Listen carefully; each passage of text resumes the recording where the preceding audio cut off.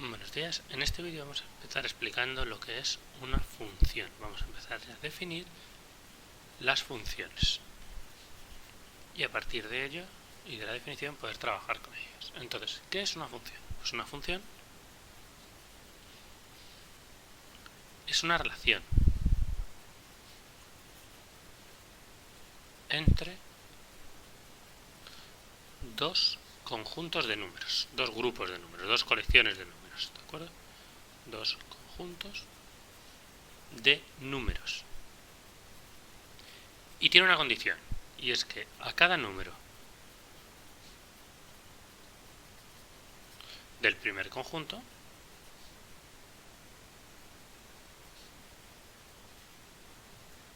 lo relaciono con uno solo del segundo.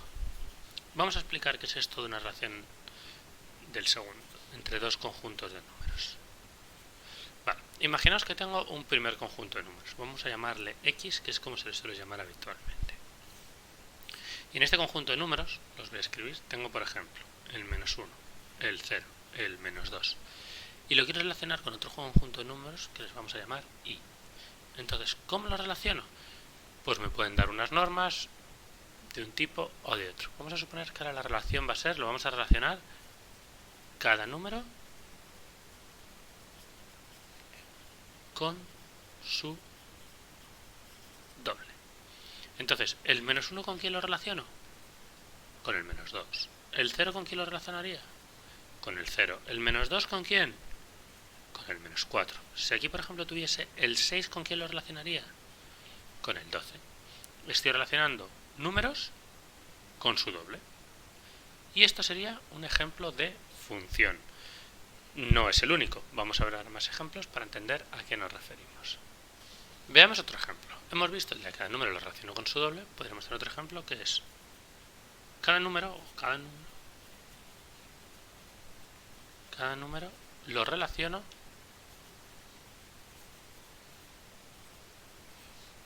con su cuadrado. Fijaos ahora. Si ahora tengo una serie de números, por ejemplo, el 3, el 2, el 1.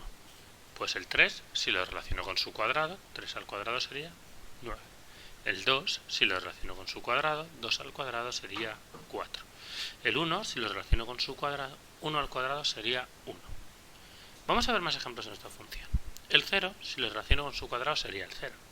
Y fijaos ahora que el menos 1, si lo relaciono con su cuadrado, sería también el 1. Hay dos números que me han ido al mismo. Bueno, pues esto no es ningún problema. Esto sigue siendo una función y no da ningún problema. Porque lo que estoy haciendo es que de cada número solo sale una flechita. A cada número lo relaciono con uno solo. Siempre que yo elija el número 3, el resultado me va a salir 9. Siempre que yo elija el menos 3, el resultado me va a salir 9. Imaginaos que esto es como una máquina.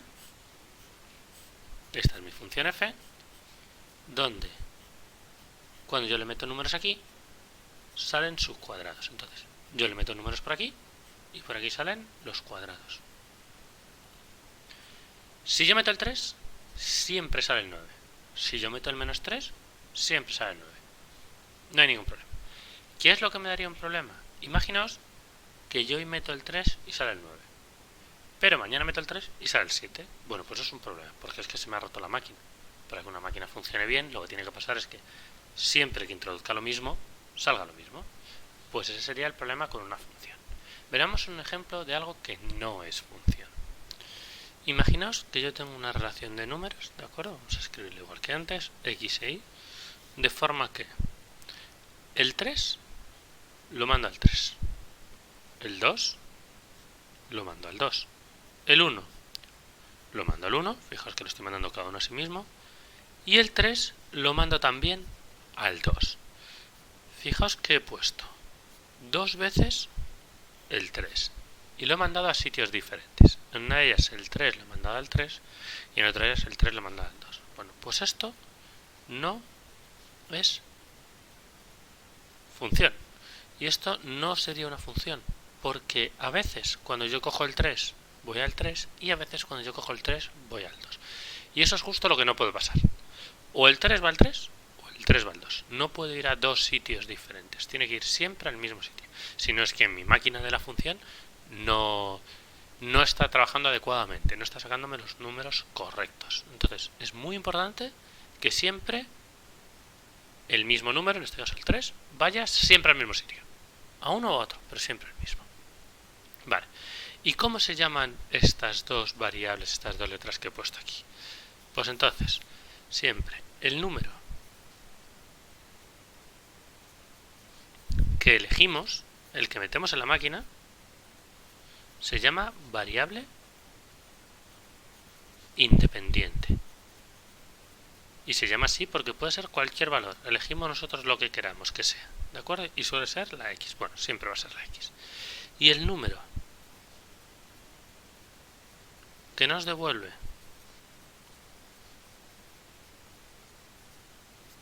la función se llama variable dependiente.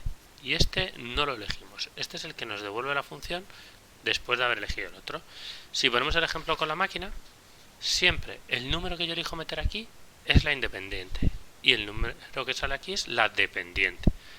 Estos números de aquí he elegido yo poner los que yo quiera. Podría poner aquí el 5. Ahora, una vez que he elegido este número, este está obligado, porque tiene que ser su cuadrado. El 5 se relaciona con el 25. Bueno, pues este, que es lo que yo quiero, es el independiente, porque no depende de nadie. Coges lo que tú quieras. Y este, que es el que viene obligado, es el dependiente. Porque no lo elijo yo, me lo da la función, me obliga a cuál es la función, cuál es ese.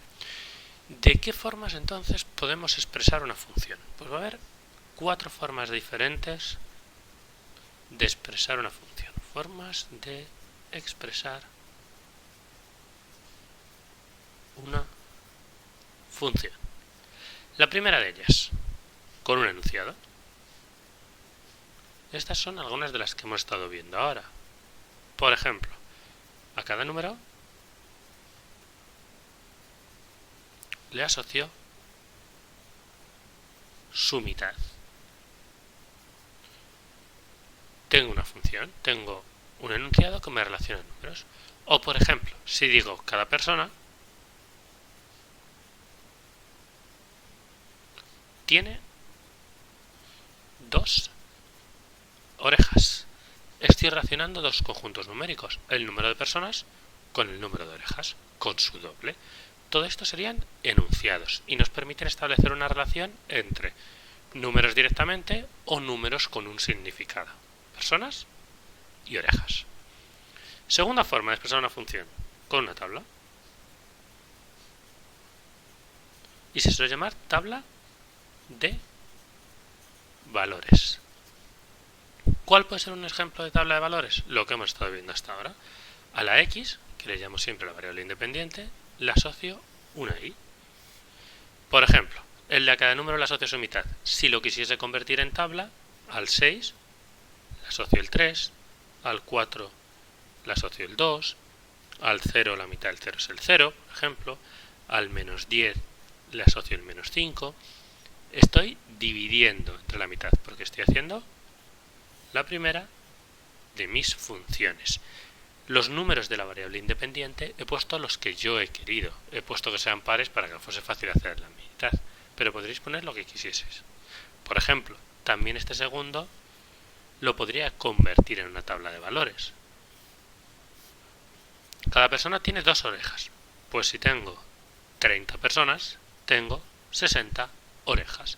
El número que elijo es el de personas y el número que me viene condicionado es el de orejas, porque es la condición que nos han dado.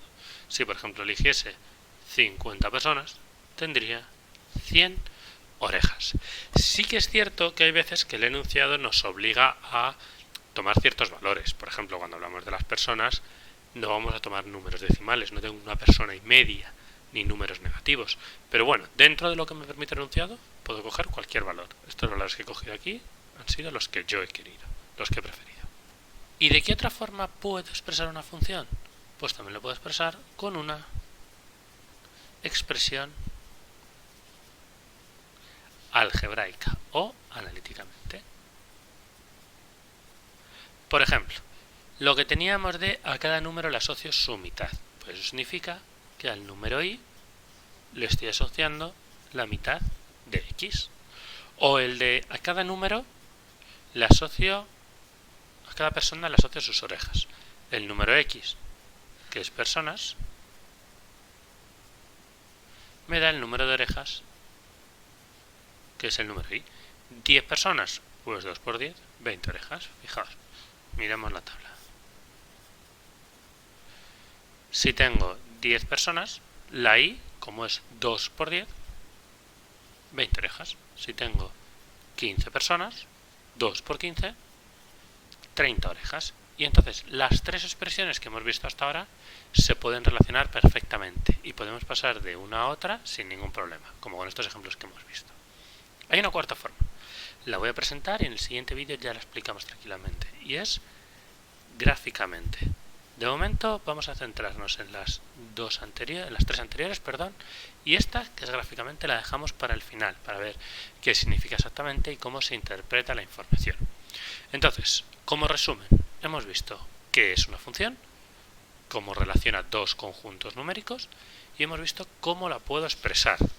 Que la puedo expresar con un enunciado, la puedo expresar con una tabla de valores y la puedo expresar con una expresión algebraica. Y vemos cómo una misma función puedo expresarla de las tres formas diferentes. También hemos visto que hay una última forma de expresarla, que sería gráficamente, pero esa todavía no la hemos explicado. Una vez que tenemos todas estas formas, hemos aprendido también a diferenciar la variable independiente de la variable dependiente. Y con eso, por este vídeo es suficiente. ¿Sí?